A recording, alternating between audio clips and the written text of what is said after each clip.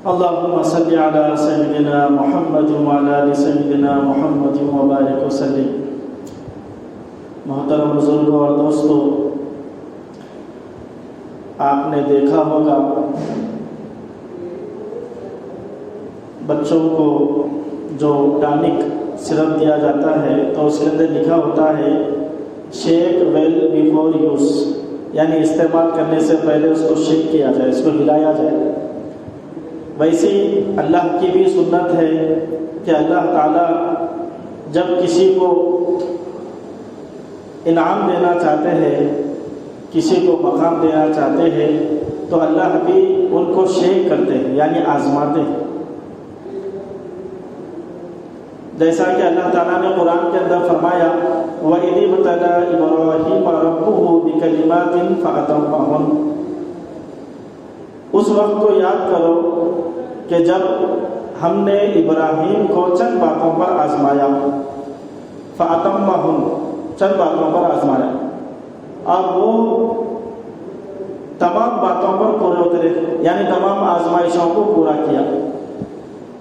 پھر اللہ نے کیا کیا؟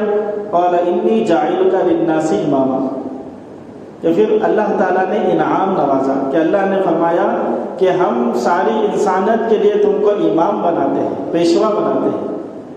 انعام ملتا ہے آزمائش کے بعد۔ ویسے ہی جب ابراہیم علیہ السلام نے بیت اللہ کو بنایا، حضرت اسماعیل علیہ السلام اور حضرت ابراہیم علیہ السلام، تو اللہ نے کہا کہ ابراہیم مانگو، کیا مانگتے ہیں؟ اب دعا کرنے والے ابراہیم خلیل اللہ، آمین بولنے والے اسماعیل ذبیح اللہ، جہاں پر دعا ہو رہی وہ بیت اللہ، اور جس میں اس کا ذکر کیا گیا وہ کلام اللہ، اور جس کے لیے دعا کی گئی وہ محمد رسول اللہ صلی اللہ علیہ وسلم۔ اللہ تعالیٰ نے کہا کہ ابراہیم کیا مانگتے ہو؟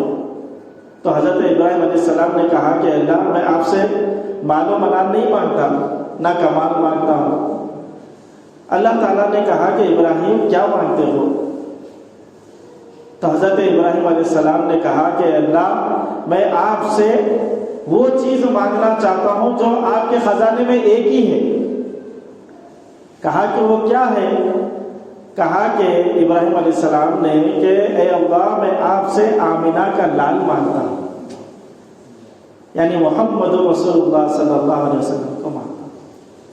اس لیے اللہ کے نبی صلی اللہ علیہ وسلم نے فرمایا کہ میں اس دنیا میں ہمارے باپ یعنی دادا حضرت ابراہیم علیہ السلام کی دعا کی قبولیت بن کر حاضر ہوا، دعا کی قبولیت بن کر آیا۔ چنانچہ اللہ تعالیٰ نے اللہ کے نبی صلی اللہ علیہ وسلم کو دنیا میں بھیجنے سے پہلے 3 قریبی رشتہ داروں کو آزمایا۔ انعام دینا تھا کہ وہ ہستی دینا ہے جس کے سبب یہ کائنات بنی ہے، تو اس سے پہلے آزمایا، 3 قریبی رشتہ داروں کو آزمایا۔ سب سے پہلے آپ کے دادا جن کا نام شیبہ تھا، شیبہ نام تھا، بچپنے میں باپ کا انتقال ہو گیا۔ باپ مکے کے تھے اور ماں مدینے کی تھی، ماں کا نام سلمہ تھا۔ شیبہ اس بچے کو کہتے ہیں جس کے بال پیدائشی طور پر تھوڑے سے سفید ہو، یعنی جو عبد المطلب تھے آپ کے جو دادا تھے ان کے پیدائشی بال کچھ سفید تھے، تو اس لیے ان کا نام شیبہ پڑ گیا تھا۔ تو جیسا باپ کا انتقال ہوا مدینے کے اندر آ گئے۔ ایک مرتبہ مکہ مکرمہ سے ایک جوان مدینہ گیا کچھ کام سے، تو وہاں پر کچھ نوجوانوں کو دیکھا کہ تیر اندازی کرے، اور وہ تیر اندازی میں حضرت شیبہ بھی تھے، اور وہ ایسی تیر اندازی کرتے تھے کہ ان کا نشانہ برابر نشانے پہ لگتا تھا، چوکتا نہیں تھا۔ اور وہ جب نشانہ برابر لگتا تھا تو وہ کہتے تھے میرا نشانہ لگنا شعری طور پر میرا نشانہ لگنا ضروری ہے کیونکہ میں فلاں کا بیٹا ہوں۔ تو جب پوچھا کہ یہ کس کا بیٹا ہے تو کہا کہ یہ فلاں کا بیٹا ہے، اس کے باپ کا انتقال ہو گیا، ماں کے ساتھ کیا ہے، اور اس کے چچا جن کا نام تھا مطلب وہ مکے میں رہتے ہیں۔ اور یہ جو نوجوان یہاں پر آیا تھا مدینے کے اندر وہ ان کے چچا کا دوست تھا، جیسے واپس گیا، جانے کے بعد کہا کہ ارے تم اپنے ایک بھتیجے کی کفالت نہیں کر سکتے، وہ بڑی غربت میں ہے اور اس کے اندر بے پناہ صلاحیتیں ہیں۔ تو جب اس کو غیریت دلائی، حمیت اس کے اندر جاگی، تو اس نے منت مانگ لی کہ جب تک میں اپنے بھتیجے کو واپس نہیں لاؤں گا میں چین سے نہیں بیٹھوں گا۔ اور وہ فوراً پہنچے مدینہ اور پھر ان کی ماں سے کہا کہ میں تمہارے بیٹے کو لے کے جاتا ہوں اور اس کی اچھی پرورش کرتا ہوں۔ تو محلے کے لوگوں نے بھی کہا کہ اگر تم اس کو بھیج دیں گے تو وہاں پر اس کی صلاحیتیں اور کھلیں گی اور یہ اچھے لوگوں کی پرورش میں آگے پروان چڑھے گا۔ تو ماں نے بھی اجازت دے دی۔ تو جب مطلب یعنی آپ کے جو چچا تھے وہ مکہ مکرمہ میں جب انٹر ہو رہے تھے، جب داخل ہو رہے تھے، تو پیچھے یہ بھی ایک نوجوان کم عمر کے تھے، جوان عمر تھی، آپ کے ساتھ بیٹھے ہوئے تھے پیچھے۔ تو جب مکے کے اندر داخل ہوئے تو لوگوں نے یہ سمجھا کہ یہ مطلب کا کوئی غلام ہے، حالانکہ بھتیجا تھا، غلام نہیں تھا، لیکن لوگوں نے یہ سمجھا کہ یہ غلام ہے۔ تو لوگوں نے یہ نام رکھ دیا عبد المطلب، یعنی مطلب کا غلام۔ وہاں سے ان کا نام پڑ گیا عبد المطلب، اور یہ تھے آپ کے دادا عبد المطلب، اللہ کے نبی صلی اللہ علیہ وسلم کے دادا عبد المطلب تھے۔ ان کا اصل نام تھا شیبہ، لیکن چچا کے ساتھ آنے کی وجہ سے لوگوں نے ان کا نام عبد المطلب رکھ دیا۔ اب یہ عبد المطلب ماشاءاللہ ان کے اندر کافی صلاحیتیں تھیں، تیر اندازی، گھوڑ سواری اور ساری صلاحیتیں تھیں، اور لیڈرشپ بھی آپ کے اندر اچھی تھی۔ آگے چل کے یہ بیت اللہ کے والی بنے، یعنی بیت اللہ کے سردار بنا دیے گئے اور بیت اللہ کی چابی کے حوالے کر دی گئی۔ چنانچہ ان کو یہ معلوم تھا کہ مکے کے اندر ایک کنواں ہے جس کا نام زمزم ہے، اور وہ بند کر دیا گیا۔ اب انہوں نے کہا کہ میں یہاں کا سردار ہوں، اب اگر میں پانی نکالوں گا تو یہاں کے لوگوں کے لیے صلاحیتیں یہاں کے لوگوں کے لیے سہولتیں ہو جائیں گی۔ اب وہ کوشش میں رہتے تھے اپنے بیٹوں کو لے کے، اور وہ کدال لے لے کے کھودتے تھے، پہاڑی علاقہ تھا مکہ، روزانہ صبح سے شام تک کھودتے تھے لیکن کنواں ہی نہیں ملا۔ تو انہوں نے منت مانگی کہ اگر مجھے کنواں مل گیا تو میں اپنے 13 بیٹوں میں سے ایک بیٹے کو اللہ کے نام پہ ذبح کر دوں گا۔ منت مانگی، 13 بیٹے تھے عبد المطلب کے، ایک بیٹا میں اللہ کے نام پہ ذبح کر دوں گا۔ منت مانگنے کے بعد اللہ کی شان ایسا ہوا کہ ایک چٹان تھی، بڑی چٹان تھی کہ اس زمانے کے اندر زمزم کے کنویں کے اوپر چٹان رکھ کے اس کو مچ دیا گیا تھا، بند کر دیا گیا تھا۔ جیسے وہ چٹان پھوڑی گئی اور چٹان پھوٹنے کے بعد پانی کا چشمہ نکلنا شروع ہو گیا، پانی دکھنا شروع ہو گیا زمزم کا۔ اب مکے والے تو خوش تھے کہ الحمدللہ ہم کو پانی مل گیا، زندگی کے لیے سہولت اور آسانی کا معاملہ ہو گیا۔ اب عبد المطلب کو منت یاد تھی کہ منت تھی کہ ایک بیٹے کو ذبح کروں گا۔ تو 13 بیٹے تھے، 13 بیٹوں کا نام لکھا اور قرآن اندازی کے ذریعے سے جس کا نام لکھ رہا اس کو اللہ کے نام پر ذبح کروں گا۔ اب اللہ کی شان کے نام جو نکلا وہ عبداللہ تھے، اللہ کے نبی صلی اللہ علیہ وسلم کے جو والد محترم تھے عبداللہ، ان کا نام نکلا، اور وہ 13 بیٹوں میں سب سے خوبصورت بیٹے تھے، جو دیکھتا تھا ان کو پسند کرتا تھا، محبت کرتا تھا، ایسے خوبصورت تھے۔ لیکن اللہ کی شان کہ عبداللہ کو ذبح کرنا ہے۔ اب جب یہ منت تو مانگی ہے اور ذبح کرنا ہے عبداللہ کو، تو وہاں کے اس وقت کے بڑے لوگوں نے کہا کہ تم اپنے بیٹے کے بجائے اونٹ کو ذبح کرو۔ تو انہوں نے چنانچہ یہ کہا کہ ٹھیک ہے، میں اپنے بیٹے کے بدلے اللہ کے نام پہ اونٹوں کو ذبح کروں گا۔ تو عبداللہ کا نام ڈالا اور ساتھ میں 10 اونٹوں کا نام ڈالا، قرآن اندازی کی کہ کس کا نام نکلتا، عبداللہ کا نام نکلا۔ پھر 20 ڈالے، پھر عبداللہ کا نام نکلا۔ 30 اونٹ ڈالے، پھر عبداللہ کا نام نکلا۔ چنانچہ 100 اونٹوں کی جب منت مانگی کہ 100 اونٹوں کو اللہ کے نام پہ ذبح کروں گا، تو اس وقت میں پھر اونٹوں کا پورا نکلا۔ تو عبداللہ کے بدلے 100 اونٹوں کو ذبح کیا گیا۔ یہ دوسری آزمائش تھی۔ تیسری آزمائش اس طریقے سے ہوئی کہ عبد المطلب نے کہا کہ میرا یہ بیٹا ہے، اس کی شادی کرنا ہے۔ تو مدینے کے اندر ایک قبیلہ تھا بنو زہرہ، اس کے اندر ایک لڑکی تھی جس کا نام آمنہ تھا۔ سیرت کے اعتبار سے، صورت کے اعتبار سے نہایت خوبصورت تھی، تو انہوں نے انتخاب کر لیا کہ آمنہ سے نکاح کرنا ہے۔ جب آپ کا نکاح ہوا تو اس وقت میں عبداللہ کی عمر تقریباً 18 سال کی تھی، اور بی بی آمنہ کی عمر اس وقت میں 15 سال کی تھی۔ نکاح ہو گیا، تھوڑے مہینوں کے بعد تجارتی قافلہ جاتا تھا مکے سے، مکے سے قافلے نکل کے ملک شام کی طرف جاتے تھے، تجارت کر کے واپس آتے تھے، 2 مہینے 3 مہینے کا سفر ہوتا تھا۔ تو ایک تجارتی قافلہ جانا تھا، تو لوگوں نے کہا کہ عبداللہ تم بھی تجارت میں جاؤ۔ تو شادی ہو کے تھوڑے دن ہوا تھا، لیکن جانا تو تھا۔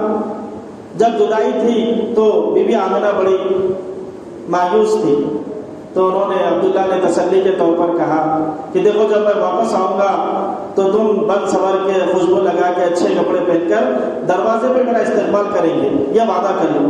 دلی تسلی کے لیے کہا اور روانہ ہو گئے۔ اب 2-3 مہینے کے بعد معلوم ہوا کہ وہ قافلہ واپس آ رہا، تو بی بی آمنہ بڑی خوشی سے جو ہے نا تیار ہو کے دروازے پہ ٹھہری بھی ہے، لیکن راستے میں یہ ہوا کہ عبداللہ کی طبیعت خراب ہو گئی۔ حضرت عبداللہ کی طبیعت زیادہ بخار تھا، تو مدینے میں جب پہنچے تو وہاں کے سسرال والوں نے کہا کہ تم اگر اس حالت میں جائیں گے تو اور طبیعت خراب ہونے کا اندیشہ ہے، تم یہیں پر رک جاؤ۔ تو وہ رکے مدینے کے اندر، اور قافلہ مکے پہ چلے گیا۔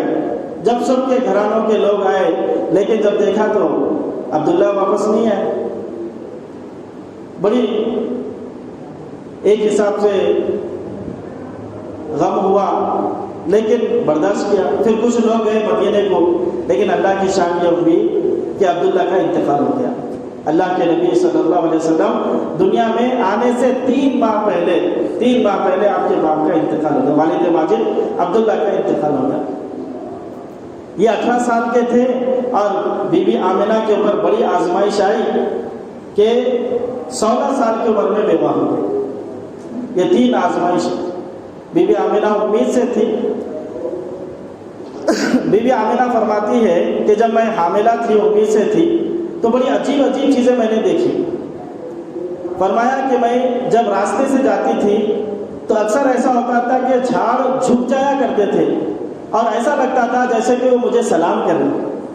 اور رات کے وقت میں کبھی میں جاتی تو ایسا لگتا کہ ستارے اور چاند میرے قریب آ جاتے اور وہ جھک کر سلام کرتے۔ اور میں جب راستے میں جاتی تو کبھی کوئی پتھر یا کوئی نوکیلی کوئی چیز آ جاتی تو وہ میرے لیے روئی بن جاتی تھی، روئی کے معنی کام کرتی۔ جب زمزم کے کنویں کے پاس جاتی تھی تو زمزم کا جو کنواں تھا وہ پانی نیچے رہتا تھا، لیکن جیسا بی بی آمنہ وہاں پر کنویں کے قریب جاتی تھی پانی اوپر آ جاتا تھا، اور سہولت سے بی بی آمنہ پانی لے لیتی تھی۔ تو وہاں کی جو لڑکیاں ہوتی تھیں وہ کہتی تھی آمنہ تو تھوڑی دیر کے لیے رک جا، ورنہ تو چلے جاتی تو پانی بھی نیچے چلے جاتا، تو تھوڑی دیر کے لیے رک جا، اگر تو رک جائے گی پانی اوپر رہتا ہے، ہم پانی لے لیں گے، ہمارے لیے بھی سہولت ہو جائے۔ یہ برکتیں تھیں اللہ کے نبی صلی اللہ علیہ وسلم کے دنیا میں آنے سے پہلے۔ اور بی بی آمنہ فرماتی کہ میری جو امید کا ایام تھے وہ مجھے پتہ ہی نہیں چلا کوئی طبیعت خراب نہیں ہوئی، یعنی کوئی بخار نہیں، کوئی کھانسی نہیں، کوئی جو ہے الٹی نہیں، کوئی سر کا درد نہیں، آسانی سے عافیت سے ہو گیا۔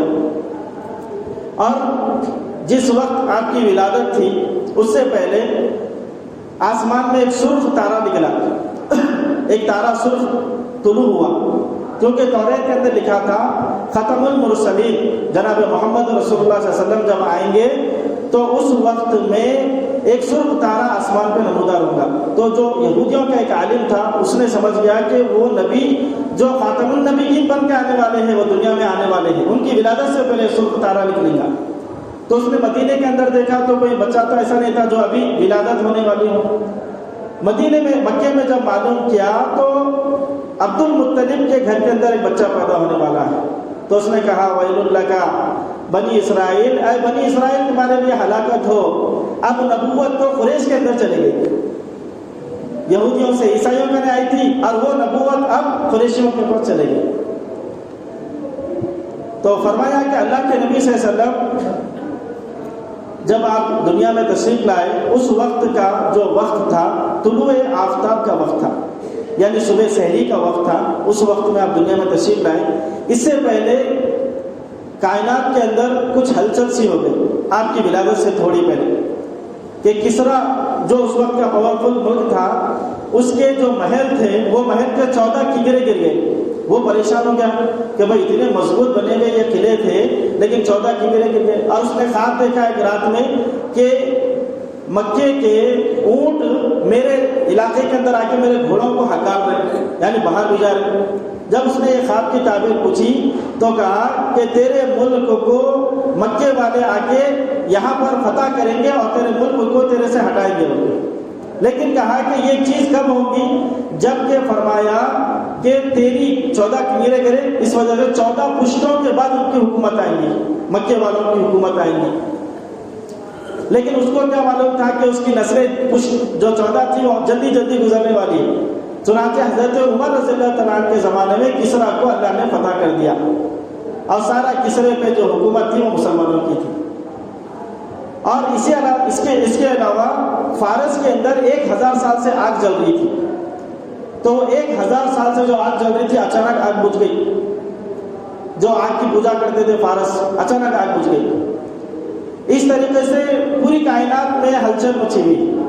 اور جب اللہ کے نبی صلی اللہ علیہ وسلم دنیا کے اندر آئے، فرمایا، بی بی آمینہ فرماتی کہ گھر کے اندر جلانے کے لیے تیل بھی نہیں تھا، اندھیرا تھا گھر کے اندر، در یتیم آ رہے دنیا کے اندر، لیکن پوری کائنات کا نقشہ بدلا ہوا ہے۔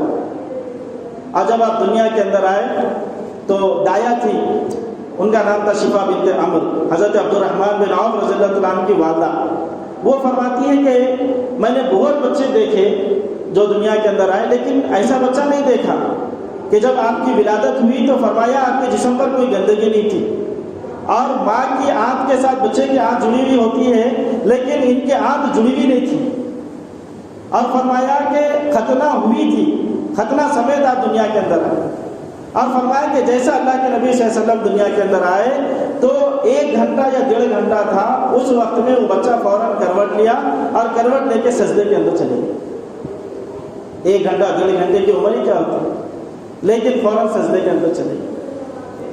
اور بی بی آمینہ فرماتی کہ ایک بادل گھر میں آیا اور اس کے اندر سے آواز آئی، اور وہ بادل کے اندر میں نے قیصر و کسریٰ کو دیکھا، روم اور فارس کے محلات کو دیکھا، اور فرمایا کہ اس کے اندر آواز تھی، وَآتُ خُلُقَ آدم وَمَعَارِفَةَ شیش وَشُجَاعَةَ نوح وَفَصَاحَةَ صالح وَخُلَّةَ ابراہیم وَزُہْدَ عیسیٰ، یعنی جتنے نبیوں کو جو اللہ نے اوصاف دیے، کمالات دیے کہ حضرت آدم علیہ السلام کے اخلاق، حضرت نوح علیہ السلام کی شجاعت، حضرت صالح علیہ السلام کی فصاحت، حضرت ابراہیم علیہ السلام کی دوستی، حضرت اسماعیل علیہ السلام کا اللہ کے لیے قربان ہونا، حضرت ایوب علیہ السلام کا دل، حضرت عیسیٰ علیہ السلام کا زہد و قناعت، فرمایا کہ 1.25 لاکھ نبیوں کو جو اللہ نے دیا وہ سارا کا سارا اللہ تعالیٰ نے ایک ہی وقت کے اندر اپنے حبیب صلی اللہ علیہ وسلم کو دے دیا،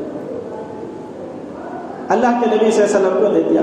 اس لیے کسی شاعر نے کہا، خلیل اللہ نے جس کے لیے حق سے دعائیں کی، ذبیح اللہ نے وقت زبا جس کی التجا کی، جو بن کر روشنی دیدہ یعقوب میں آیا، جسے یوسف نے اپنے حسن کے نئے رنگ میں پایا، کلیم اللہ کا دل روشن ہوا جس ذوق فشانی سے، وہ جس کی آرزو بھڑکی جواب لن ترانی سے، وہ جس کے نام سے داؤد نے نغمہ سرائی کی، وہ جس کی یاد میں شاہ سلیمانی نے گدائی کی، دل یحییٰ میں ارماں رہ گئے جس کی زیارت کے، لب عیسیٰ پہ آئے باعث جس کی شان رحمت کے، وہ دن آیا کہ پورے ہو گئے تورات کے وعدے، خدا نے آج پورے کر دیے ہر بات کے وعدے، مبارک ہو ختم المرسلین تشریف لائے، جناب رحمت للعالمین صلی اللہ علیہ وسلم تشریف لائے۔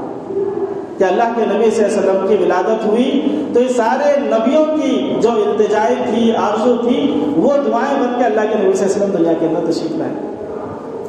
چنانچہ آپ کی پیدائش کے بعد مکے کے اندر ایک دستور تھا کہ چھوٹے بچوں کو وہ لوگ مکے کے شہر میں نہیں رکھتے تھے، کیونکہ پولیوشن ہوتا تھا اور یہاں پر کئی علاقے کے لوگ آتے تھے تو زبانیں بدل جاتی تھی اور صحت خراب ہوتی تھی، تو بچوں کو دوسرے علاقوں کے اندر قبیلی جو آزو بازو کے قبیلے ہوتے تھے، گاؤں دیہات ہوتے تھے، وہاں پر اپنے بچوں کو بھیجتے تھے۔ طائف کے اندر ایک بستی تھی، اس میں ایک قبیلہ تھا، قبیلہ بنو سعد۔ وہاں کی چند عورتیں، 10 عورتیں یا 11 عورتیں وہاں سے نکلی کہ مکے کے اندر ہم جائیں گے اور ان کے بچوں کو لا کے ہم پرورش کریں گے تو بدلے میں ہم کو کچھ انعام ملے گا، کچھ رقم ملیں گی۔ یہ نیت سے 10 عورتیں قبیلہ بنو سعد سے نکلی۔ اس کے اندر ایک عورت تھی جس کا نام تھا حلیمہ۔ تو وہ گھر کے جو حالات تھے بڑے تنگدست تھے، اور ان کی اونٹنی تھی بڑی کمزور تھی، کھانے پینے کے لیے نہیں ہوتا تھا، تو بیمار سی اونٹنی تھی۔ اب اس کو لے کر چلے۔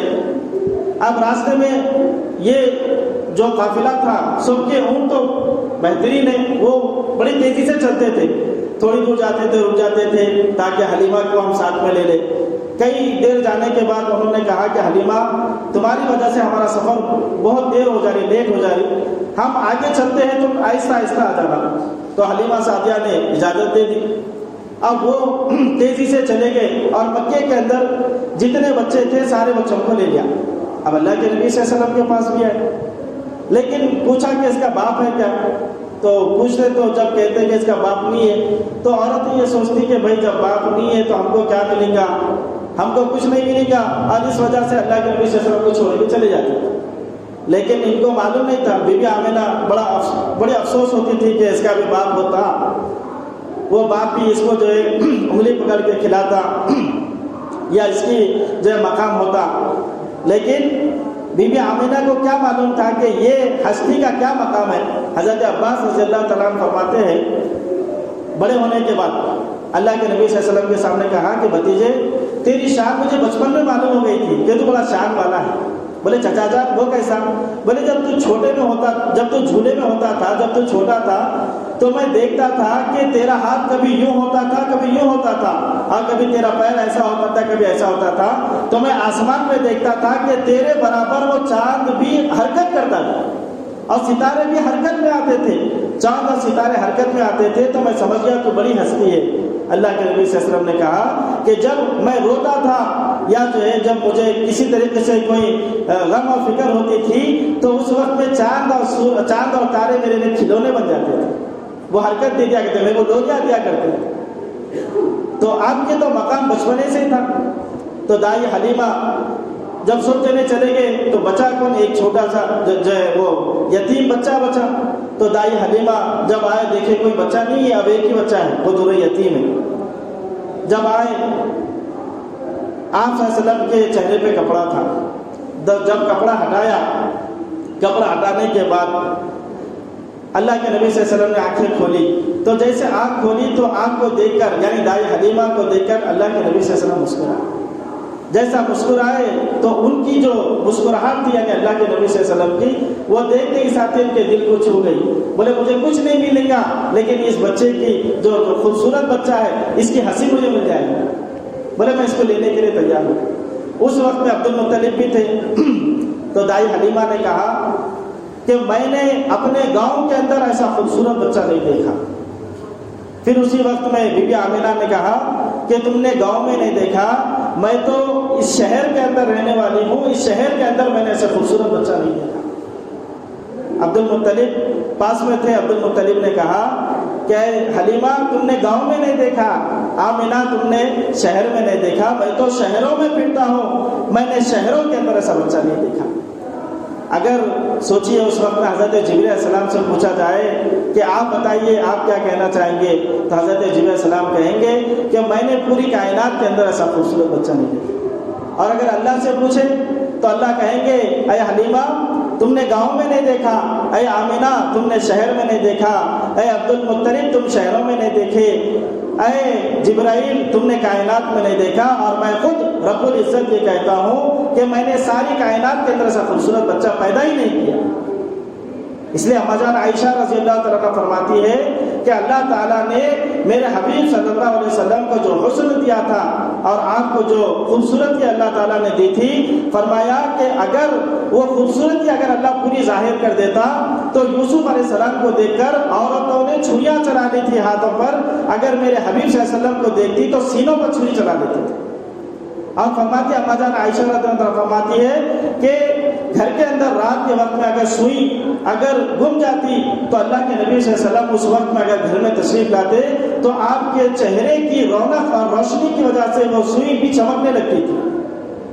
حضرت جابر بن عبداللہ رضی اللہ تعالیٰ فرماتے کہ ایک وقت میں اللہ کے نبی صلی اللہ علیہ وسلم ہمارے سامنے بیٹھے ہوئے ہیں، صحابہ سامنے بیٹھے ہوئے اور اللہ کے نبی صلی اللہ علیہ وسلم آپ کے سامنے بیٹھے ہوئے ہیں، آپ سرخ یمنی چادر اوڑے ہوئے تھے، سرخ ڈوروں کی جو ہے چادر آپ اوڑے ہوئے تھے، تو فرمایا کہ میرے سامنے چودھری کا چاند تھا اور اللہ کے نبی صلی اللہ علیہ وسلم یہاں پر بیٹھے ہوئے تھے، تو بار بار میں کبھی چودھری کے چاند کو دیکھتا، کبھی اللہ کے نبی صلی اللہ علیہ وسلم کے چہرے کو دیکھتا، تو بار بار دیکھنے کے بعد میرا دل تسلیم کر لیا کہ چودھری کے چاند سے زیادہ خوبصورت آپ کا چہرہ نظر آ رہا ہے۔ تو ایسا خوبصورت اللہ کے نبی صلی اللہ علیہ وسلم کا چہرہ۔ میرے دوستو، ہم اللہ کے نبی صلی اللہ علیہ وسلم کی سیرت کو پڑھنا چاہیے۔ جتنا ہم اللہ کے نبی صلی اللہ علیہ وسلم کی سیرت کو پڑھیں گے اور اللہ کے نبی صلی اللہ علیہ وسلم کی سیرت کو سنیں گے تو اس سے معرفت بڑھیں گی، معرفت بڑھیں گی تو محبت بڑھیں گی، اور محبت بڑھیں گی تو عظمت دل کے اندر آئیں گی، اور جب عظمت اور محبت دل کے اندر آتی تو میرے دوستو اللہ کے نبی صلی اللہ علیہ وسلم کی اطاعت کرنا ہمارے لیے آسان ہوگا۔ اس لیے اللہ کے نبی صلی اللہ علیہ وسلم نے فرمایا ترکت فیکم امرین لن تضلوا ما تمسکتم بہما کتاب اللہ و سنت نبی صلی اللہ علیہ وسلم۔